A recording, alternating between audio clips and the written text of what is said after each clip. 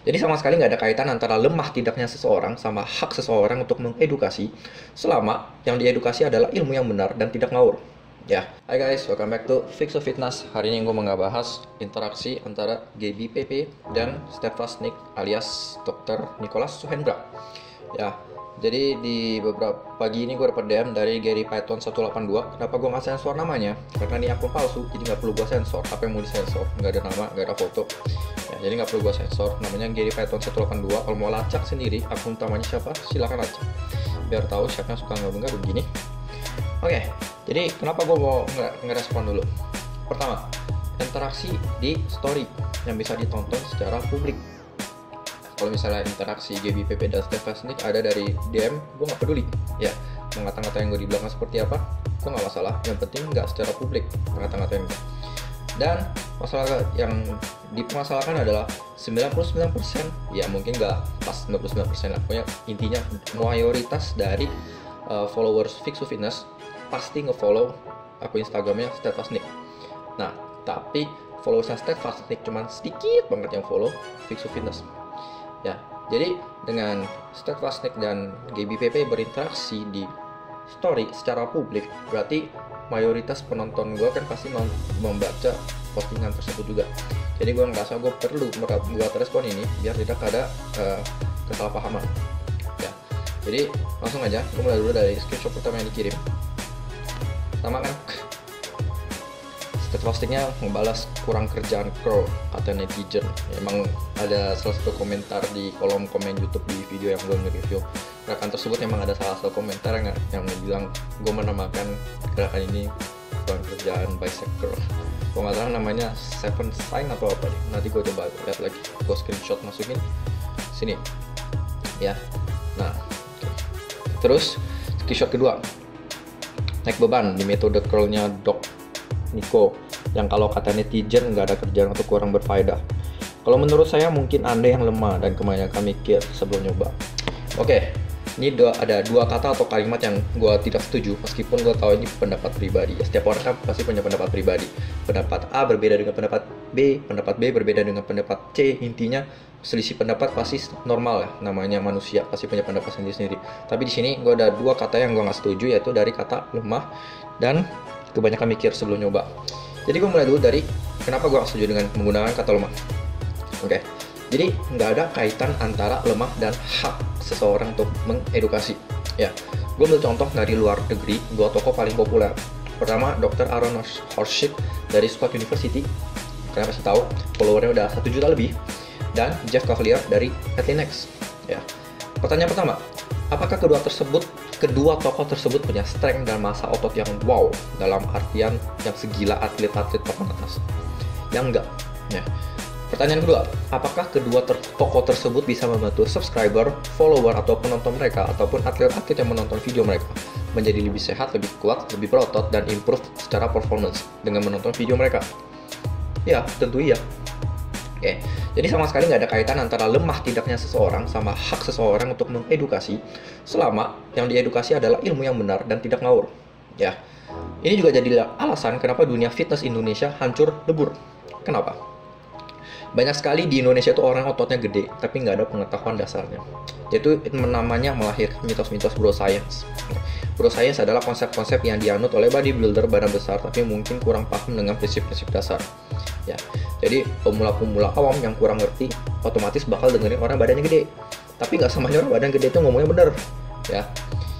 Nah, misalnya orang Indo lebih menganut ke kalau body fat A lebih rendah dari si B, berarti si A lebih ngerti cara lose fat. Kalau si bench press si C lebih berat dari si D, berarti si C lebih ngerti bench press. Ya. Itu yang ada di mindset mayoritas masyarakat Indonesia. Jadi gue nggak perlu terusin lagi lah contohnya, karena udah tahu maksud gue.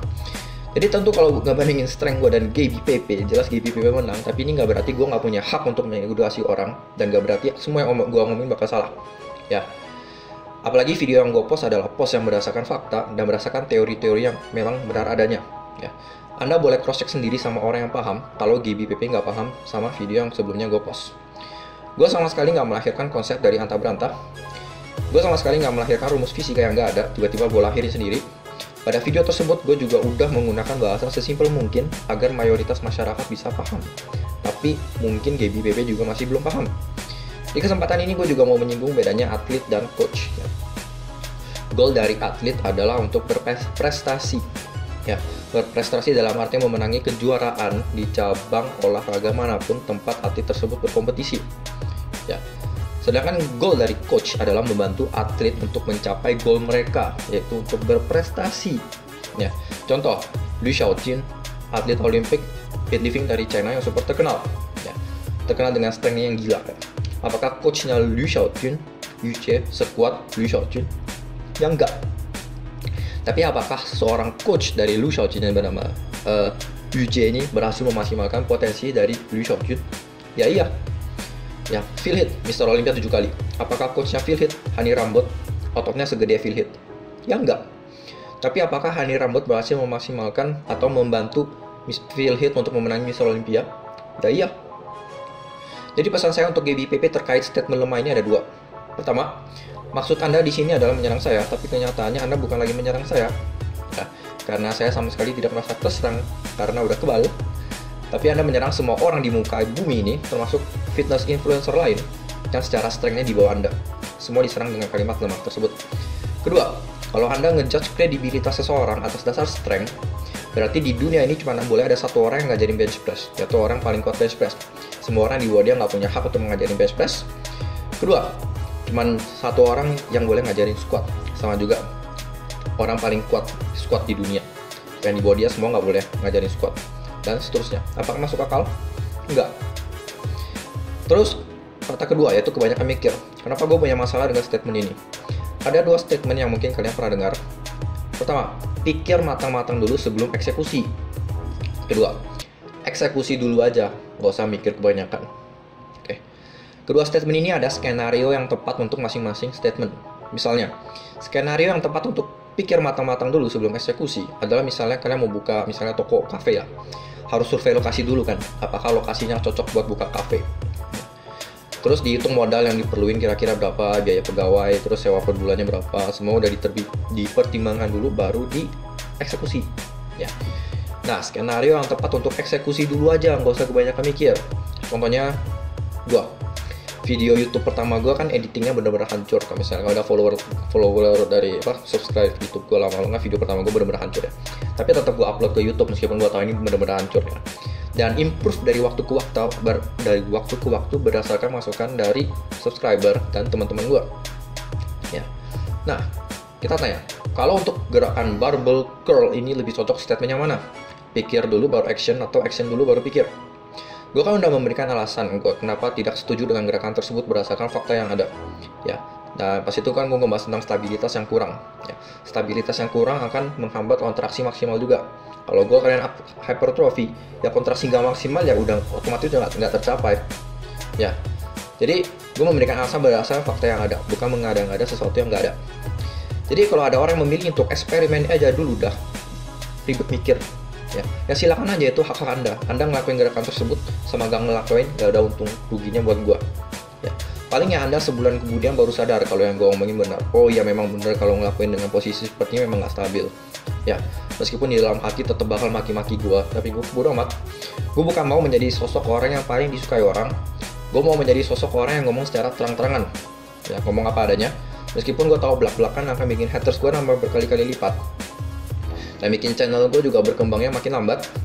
Tapi gue nggak peduli, sama tujuan utama gue tetap tercapai, yaitu belak-belakan. Misalnya nih, gue ambil contoh dari sisi lainnya. Kalian udah dikasih tahu, hati-hati kalau minum apapun yang mengandung kafein, jangan sampai overdosis. Bisa bikin gagal jantung. Tapi kalian penganut nggak usah banyak mikir lah, udah lakuin aja. Padahal udah tahu overdosis kafein itu fatal. Ya tentunya kalau kalian mau lakuin ya silakan aja kan. Gue di sini cuma bisa ngasih tahu, gue nggak bisa maksa kalian. Woi, kafein jangan segitu. Gue kan nggak bisa maksa. Gue udah kasih tahu. Kalau kalian mau denger nggak dengar, ya terserah kalian. Kalian mau ngikutin saran gue atau enggak, itu hak kalian. Nggak ada untung ruginya buat gue. Gue nggak mau megang hak cipta untuk gerakan yang diciptakan siapapun. Ya maksudnya kalau seseorang ngelakuin gerakan A, gue dapat sekian uang. Kalau si ini ngelakuin gerakan B, gue dapat sekian uang. Gue nggak ada sama sekali hak cipta, dan nggak ada namanya hak cipta dalam biji. Semua orang ngelakuin gerakan secara gratis, nggak ada dipungut bayaran. Jadi sekali lagi, gue nggak ada masalah apapun seseorang mau ngapain gerakan apa atau ngelakuin gerakan apa. Gue di sini cuma memberitahu kalau gerakan tersebut kurang efektif. Gak ada maksud sama sekali buat menyerang Dr. Nicholas. Oke, ini yang selalu jadi kesalahpahaman yang terjadi pada orang Indonesia. Kalau seseorang mengkritik, artinya baik menghujat lah atau mencemarkan nama baik lah, menjatuhkan apa itu. Ini sesuatu yang menurut gue masih tertinggal dari segi masyarakat Indonesia. Belum berpikiran terbuka. Ya, jadi oke, gue rasa cukup sampai di sini aja pembahasannya. Gue mau ngelanjutin kerjaan gue lagi. Poin-poin penting yang mau gue sampaikan udah tersampaikan. Oke, thanks for watching. See you next time. Halo guys, terima kasih banyak udah nonton video kita sampai habis. Jangan lupa untuk follow Instagram kita juga, karena di sana banyak sekali postingan yang gak kalah menarik dengan YouTube kita. Dan jangan lupa untuk subscribe channel kita bagi yang belum, biar nggak ketinggalan dengan postingan-postingan video kita ke depannya. Oke, terima kasih udah menonton sampai habis. Thanks for watching. See you next time.